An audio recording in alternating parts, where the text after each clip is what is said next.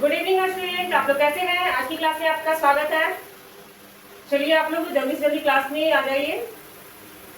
तो स्टूडेंट्स, मैं आप लोग को पढ़ाने वाली हूँ इंग्लिश ग्रामर में रिमूवल टू, है ना। क्या पढ़ाने वाले हैं? Removal too. तो आप लोग जानते हो कि रिमूवल टू का मतलब क्या होता है?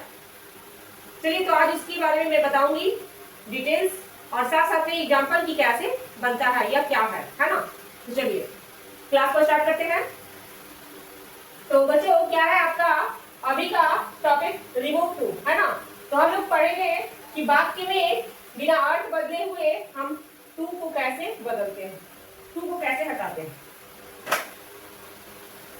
तो आप पहले लिख लीजिए इंग्लिश ग्रामर में, है ना। इंग्लिश ग्रामर में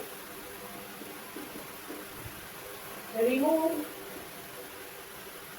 ऑफ टू का मतलब होता है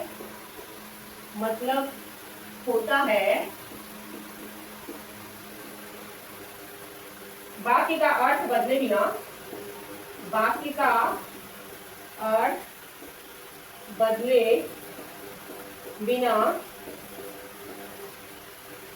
उसमें से टू को हटाना, उसमें से टू को हटाना, है ना। क्या? टू को हटाना। तो इसके बारे में चलिए देखते हैं, इसके पैटर्न है। सबसे पहला है स्टैंडर्ड पैटर्न। स्टैंडर्ड पैटर्न क्या? स्टैंडर्ड पैटर्न, सामान्य नियम, सामान्य नियम। ओके बच्चों, चलिए इसके बारे में जानते हैं।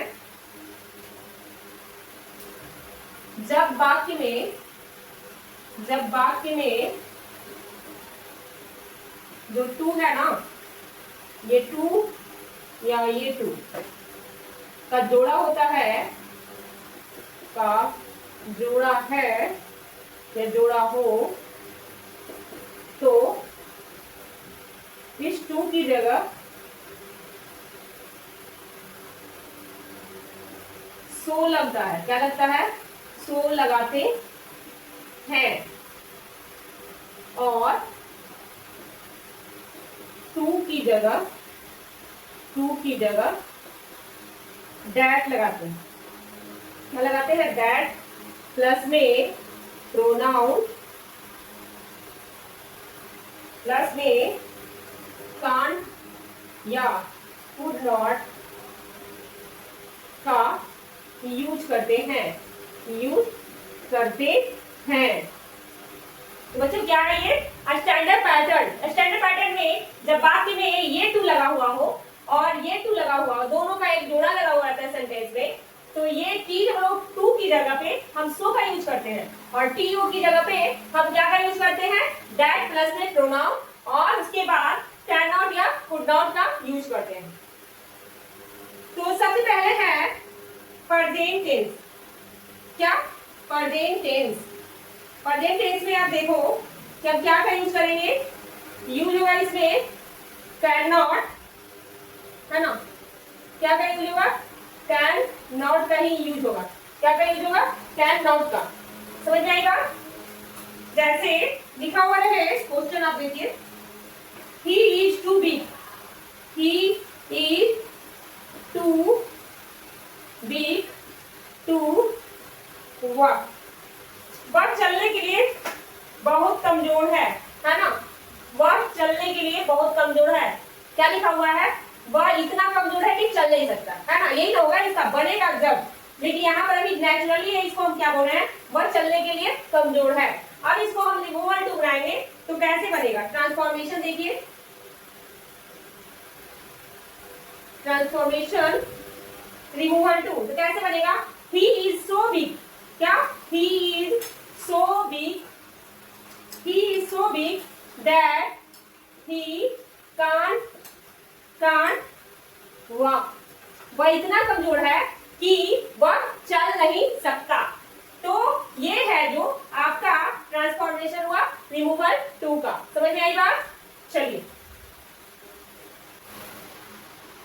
तो बोथ आर प्रेजेंट टेंस। अब रहे पास्ट टेंस में, तो पास्ट टेंस में हम क्या यूज करेंगे? यूज करेंगे क्या का? कुड नॉट का। क्या यूज करेंगे? कुड नॉट या कुड नॉट, है ना? जैसे लिखा हो रहा है एग्जाम्पल में, सी बार टू टायर्ड टू स्टडी, है ना? वह पढ़ने के लिए बहुत थकी है। इसको जब बदलेंगे ट्रांसफॉर्मेशन रिमूवल टू, तो क्या बनेगा? सी was so tired. She was so tired that she could not study. है ना? ये समझ में आ गया? यानी जब हम पास्ट में रहेंगे तो कुड नॉट का यूज करेंगे, और जब प्रेजेंट में रहेंगे तो कैन नॉट का यूज करेंगे। मतलब कि वह इतनी थकी हुई है कि वह पढ़ नहीं सकती थी, है ना? पढ़ नहीं सकती थी। अब है दूसरा रूल। दूसरा रूल देखिए, फॉर प्लस ऑब्जेक्ट पैटर्न। क्या? For plus object pattern. जब फॉर के साथ क्या हो? ऑब्जेक्ट हो, तब देखिए कैसे बनता है। अगर वाक्य में फॉर मी रहे, क्या रहे? फॉर मी रहे, या फॉर अस रहे, या फॉर हिम रहे, है ना? आई, तो दैट के बाद उन्हें क्रमशः आई, वी, ही, सब्जेक्ट, प्रोनाउन का यूज होता है। प्रोनाउन में बदल देते हैं,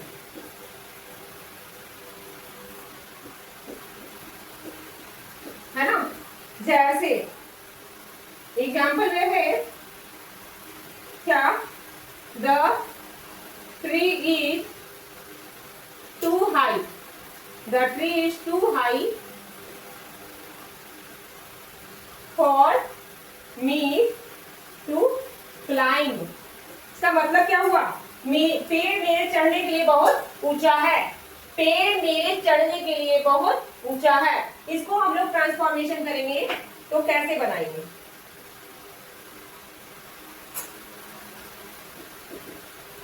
कैसे बनाएंगे बच्चों? The tree is so high that I can't climb it. क्या? पेड़ इतना ऊंचा है कि मैं उस पे चढ़ नहीं सकता। समझ में आ रही बात? यहाँ पर क्या है? फॉर मी की जगह पर मैंने क्या लगाया? आई। क्या लगाया? आई। और आई के साथ कांट क्लाइंब इट। इट क्यों लगा? तो इट इसके लिए लगा, है ना? तो समझ में आएगा? इसका मतलब क्या हुआ? पेड़ इतना ऊंचा है कि मैं उस पर चढ़ नहीं सकता। समझ में आएगा? तो चलिए अब आगे बढ़ते हैं। तीसरा है बच्चों नॉन लिविंग सब्जेक्ट। क्या? नॉन लिविंग सब्जेक्ट मतलब निर्जीव वस्तु रहे तो क्या करना चाहिए? अगर वाक्य की शुरुआत किसी निर्जीव चीज जैसे बॉक्स, वॉल, प्रॉब्लम, इन सारे वर्ड से हो और वाक्य में फॉर मी, क्या? फॉर मी या अस लगा रहे, तो ना हो तो पैसिव वॉइस कांट V+V3 का यूज करते हैं, या वन कैन नॉट का यूज करते हैं। ये क्या हो रहा है कि अगर वाक्य की शुरुआत में कोई निजी वस्तु हो और उस वाक्य में फॉर मी आस्क ना हो तो हम क्या यूज करते हैं, पैसिव वॉइस या कैन नॉट का यूज करते हैं। जैसे क्वेश्चन आपका रहे, the box is too heavy to lift, मतलब बॉक्स उठाने के लिए बहुत भारी है। क्या? बॉक्स उठाने के लिए बहुत भारी है। तो क्या बनेगा बच्चों, इसका आंसर आप बना दो ट्रांसफॉर्मेशन के लिए। तो the box is so heavy that it cannot be lifted। क्या बोला था? कैन नॉट के साथ में V3 लगाना होगा, यानी बॉक्स इतना भारी है कि उसे उठाया नहीं जा सकता। समझ में आई बात? उसी तरह से है रूल नंबर 4, only 2, जब सिर्फ 2 हो और ये 2 ना हो तो क्या करेंगे। देखिए, अगर वाक्य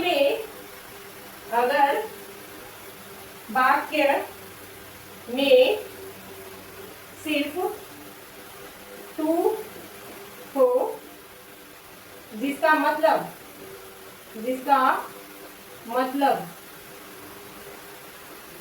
जरूरत से ज्यादा होता है, तो इसे हटाकर क्या करते हैं, एक्सट्रीमली या ओवरली या बियॉन्ड द प्रॉपर लिमिट लिखते हैं। समझ आई बात?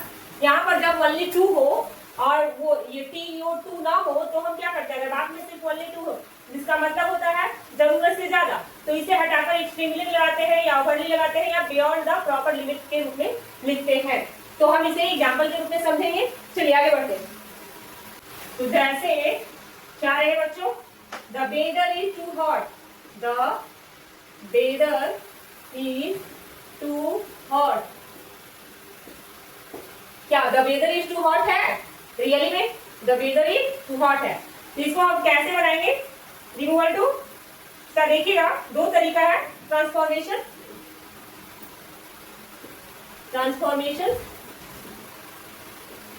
पहला तो कैसे बनेगा बच्चों, the weather is extremely hot, the weather is extremely hot, ये होगा। दूसरा, द वेदर इज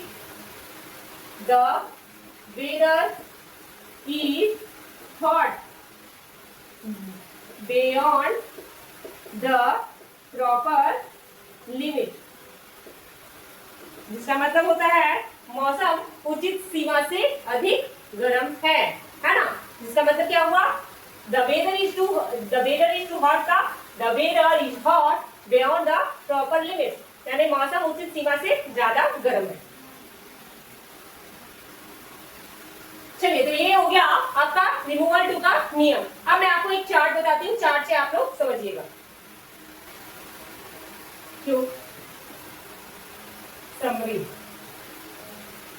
जिसमें आपका होगा ओरिजिनल और ये ट्रांसफॉर्मेशन।